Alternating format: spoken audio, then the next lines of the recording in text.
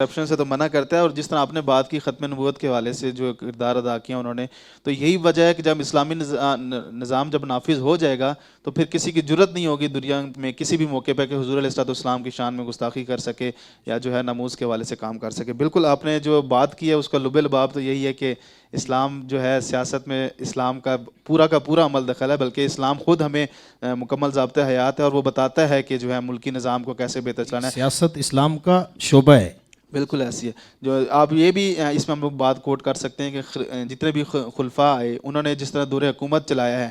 جس طرح معیشت کو بہتر کیا ہے، اسلام کو جو سربلندی ملی ہے وہ اسلام نے جب اپنی پاور کے ساتھ، پوری پاور کے ساتھ، جب جو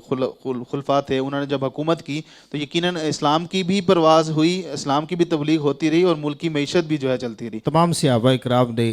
حکومت فرمائی، یعنی حضرت ابو بکر صدیق سے لے کر حضرت مولا علی المرتضیٰ شیر خدا تک، حضرت امام حسن رضی اللہ تعالیٰ عنہ نے 6 مہینے خلافت فرمائی، تو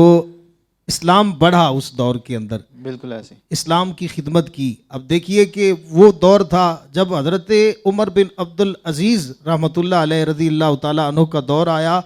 تو اب پاکستان کا قانون دیکھیں اور اس وقت کو دیکھ لیجئے کہ ہم اس دور کے اندر، مطلب آج سے چند سال پہلے ہم تقریباً 19% ٹیکس دے رہے تھے، ابھی پتہ نہیں 22% ہے یا کتنا ہے، اتنا ہم ٹیکس دے رہے ہیں۔ اسلام ٹیکس نہیں لیتا ہے، اسلام کے اندر زکوٰۃ کا قانون ہے، اور وہ بھی 2.5%۔ اور پھر دیکھیے پاکستان میں چاہے کوئی غریب ہے یا امیر ہے وہ برابر ٹیکس دے رہا ہے۔ اسلام کے اندر غریب پر زکوٰۃ نہیں ہے، امیر پر وہ بھی 2.5% ہے، وہ زکوٰۃ ہے۔ اور حضرت عمر بن عبد العزیز جو ہے وہ رضی اللہ تعالیٰ عنہ کے دور کے اندر اتنی زکوٰۃ اکٹھی ہو گئی تھی، مطلب کوئی لینے والا ہی نہیں ملتا تھا، کوئی مستحق ہی نہیں ملتا تھا جسے زکوٰۃ دے دی جائے۔ اتنا بڑا اسلام کا کام ہوتا رہا جب دور کے اسلام کی جو پاور ہوتی ہے، جس طرح انہوں نے یہ بھی فرمایا تھا کہ اگر کتا بھی اگر جو مر جاتا ہے تو میں اس کا بھی جواب دوں، تو اسلام کی پاور یہی ہے کہ اسلام تو غریب کو بلکہ زیادہ حقوق دیتا ہے۔ امیر سے لے کر غریب کو دینے کا جو کنسیپٹ ہے وہ اسلام نے ہی ہمیں سکھایا کہ جو سیاست اگر بات کی جائے تو اس حوالے سے بالکل آپ نے صحیح